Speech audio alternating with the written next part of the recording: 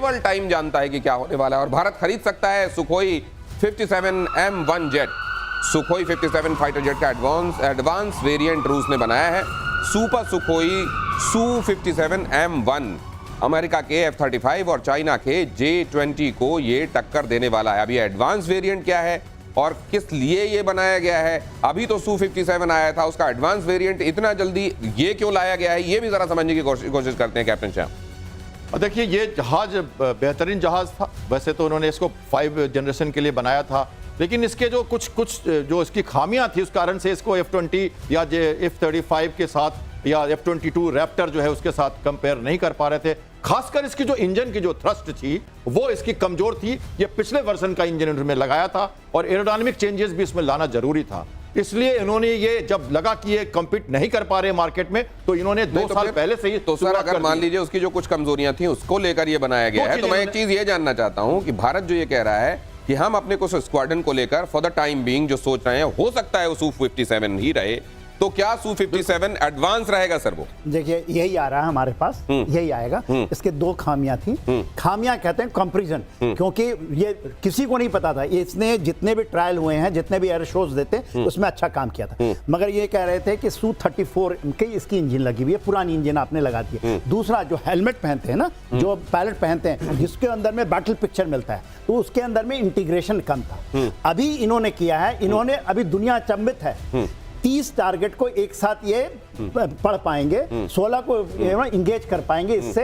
और इसकी स्पीड जो है, जो स्पीड है, जब बर्निंग करते हैं तो स्पीड 2 मैक की है, किसी की नहीं है। और 5 to 7 मैक की स्पीड ले आए हैं ये तो पूरी अच्छे में इन्होंने किसी को नहीं बताया कि हम ये कर रहे हैं। और इन्होंने ये लॉन्च किया और भारत में यही कह रहे हैं कि यही बनेगा। और देखिए दिसंबर में आ रहे हैं, हो सकता है यही मिले हमें। तो क्या आज दुनिया में सबसे खतरनाक फाइटर बर्ड यही है?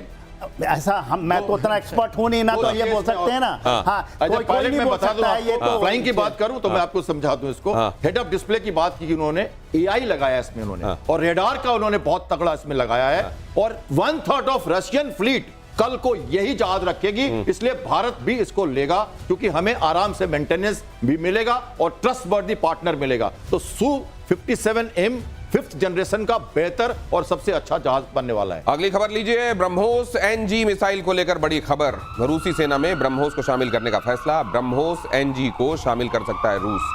ऑपरेशन सिंदूर में ब्रह्मोस के प्रदर्शन को देखकर फैसला। ऑपरेशन सिंदूर में ब्रह्मोस के प्रदर्शन को लेकर ये रशिया ने तय किया है। ब्रह्मोस NG आप जानते हैं वहां की टेक्नोलॉजी भारत और रशिया इसको साथ में मिलकर बना रहे हैं, लेकिन रशिया के इसको इस्तेमाल करने के संदर्भ में फैसला क्या है, ये खबर अब जरा कैप्टन शान से समझिए।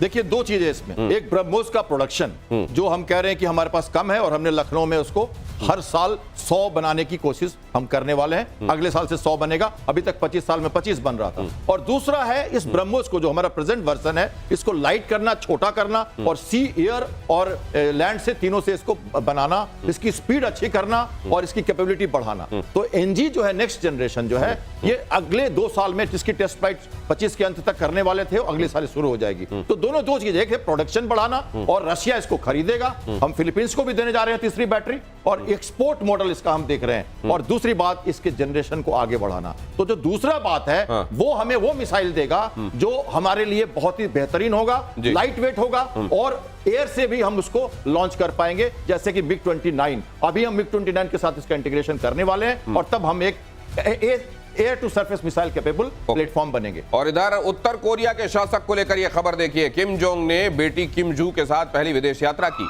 चीन के विक्ट्री डे परेड में पिता के साथ दिखी थी किम जू। सवाल है कि क्या उत्तर कोरिया को अब नया शासक मिल गया है?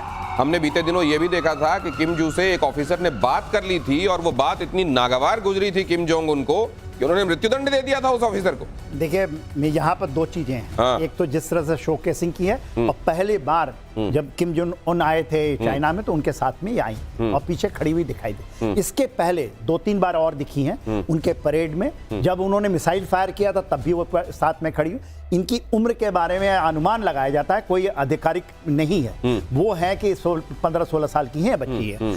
दूसरी जो बड़ी बात है, अभी तक जो किम जुन उनके फादर होते थे, उनकी डायनेस्टी में कोई भी फीमेल नहीं आई। तो जनरेशन की बात ये कहते हैं ना कि मेल फीमेल की कौन उसका लेगा, तो एक मैसेजिंग है कि हम बदल देंगे। केवल यही नहीं कि हम हमारे खानदान में केवल उसमें तो महिलाओं इस का तरह भी की बड़ा है। ऑटोक्रेसी में भी अब वुमेन हाँ, ये एम्पावरमेंट empowerment है। ये कैप्टन शाम मैसेजिंग इस तरीके से देखा जाना चाहिए। देखिए आपकी जब एससीओ में गई थी वो, तो हमने कहा था कॉस्मेटिक वर्क है, और वो बाहर नहीं आई पब्लिक पे, एम्बेसी के अंदर रुकी और किसी के साथ पब्लिक उन्होंने कोई भी बातचीत नहीं की, और वो एक तरह से कॉस्मेटिक था उनका एक, कि आपको उनको एक तरह से एक कहते हैं ना उसको, कि चलिए प्रभाव में लाओ, लोगों को दिखाओ और एक एक्मेटाइज कराओ उसको। तो आप ये कह रहे हैं कि इनको आखिरकार सत्ता दी नहीं जाएगी, बहुत अर्ली है कहना ये, लेकिन जैसा करें, एशियन कंट्री है, नॉर्थ कोरिया को सब जानते हैं, इतना क्लोज स्टेट है और इतनी ज्यादा वहां पे पकड़ है लोगों की, तो उसमें एक वुमेन को एक्सेप्ट करना एज ए प्रेसिडेंट और हेड ऑफ द स्टेट। पर हाँ, आज का पढ़ाई भी उन्होंने वहीं की है, पैडोंग में ही रही हैं, वो बाहर गई भी नहीं है, शायद प्यार मिल जाए लोगों का उनको, क्योंकि उन्होंने वेस्टर्नाइज नहीं किया अपने को, तो लोग मानने लगे, और ये वहां पर एक ही शासन चला है, तो लोग शायद एक्सेप्ट कर लें। और हंगरी में कच्चे तेल के बड़े भंडार की खोज, हंगरी के तेल और गैस कंपनी MOL का दावा, रोज 1000 बैरल तेल के उत्पादन का अनुमान।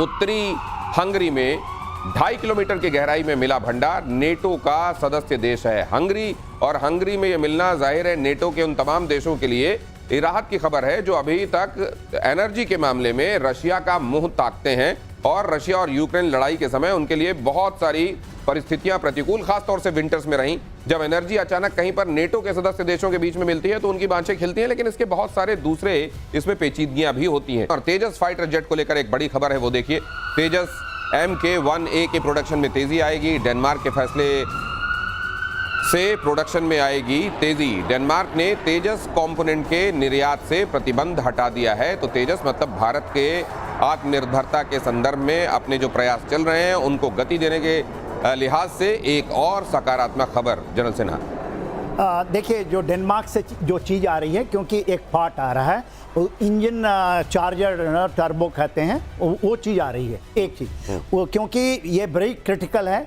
और ये साउथ कोरिया भी उसको नहीं दे रहा था, जिसके कारण ये चीज़ थी, और उन्होंने रिस्ट्रिक्शन लगाई थी कि डुअल यूज़ नहीं कर सकते आप, इसको सिविल में भी यूज़ करें, और फिर तो वो रिस्ट्रिक्शन हटी है।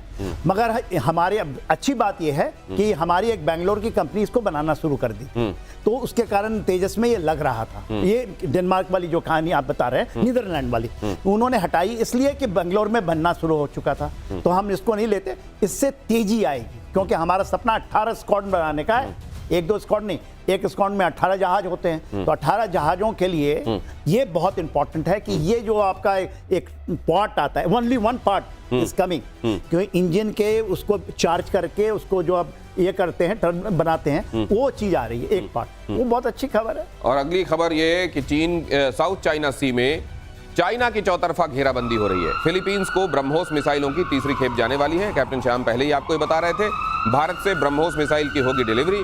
उधर अमेरिका ने जापान में टाइफून नेमेसिस की तैनाती शुरू कर दी। तो उधर टाइफून नेमेसिस की तैनाती, इधर ब्रह्मोस का भेजा जाना, क्या साउथ चाइना सी में चाइना के एम्बिशंस को वाकई लगाम लगाई जा सकेगी? क्योंकि बड़ी सारी जगहें आप जानते हैं साउथ चाइना सी में ऐसी, जहां बड़ा ब्रेजन तरीके से चाइना ने दुनिया भर के तमाम नियमों को धता बताते हुए, उनको एक तरीके से फाड़कर रद्दी की टोकरी में फेंकते हुए अपना दबदबा वहां कई जगहों पर दिखाया है। क्या वाकई उसको नकेल डाली जा सकती है, या ये प्रयास हैं, ये किए जाते रहना चाहिए, लेकिन फिलहाल वो जिस तरीके के एम्बिशंस आगे लेकर चल रहा है उसके लिए नाकाफी लगते हैं? जनरल सिन्हा, आपका क्या आकलन? मेरा एब्सोल्युटली सही है। हम देख रहे हैं वहाँ फिलीपींस को देख रहे हैं, 3rd बैटरी जाने वाली है, 2 बैटरी पहले चली गई है, 3rd बैटरी जा रही है। इसके अलावा आपने ऑस्ट्रेलिया का भी आपने कवर किया था, कहीं डाक ईगल भी लगा दिया है, उसको अमेरिका ने दिया है वहाँ पर, अभी जापान में लगा रहे हैं, तो ये अच्छी चीज़ है। चाइना को घेरना अच्छा है।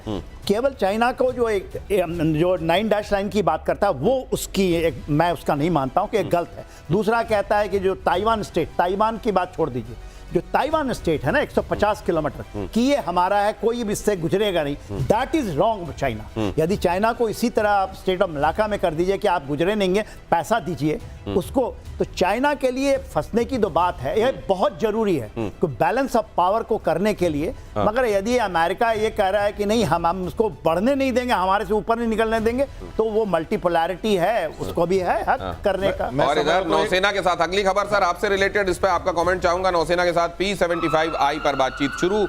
मझगांव डॉक शिप बिल्डर्स ने शुरू की बातचीत। 70,000 करोड़ का सबमरीन प्रोजेक्ट है P-75I। जर्मनी के सहयोग से भारत में बनेंगी 6 सबमरीन, रक्षा मंत्रालय की मिल चुकी है मंजूरी। खबर के मायने कैप्टन श्याम।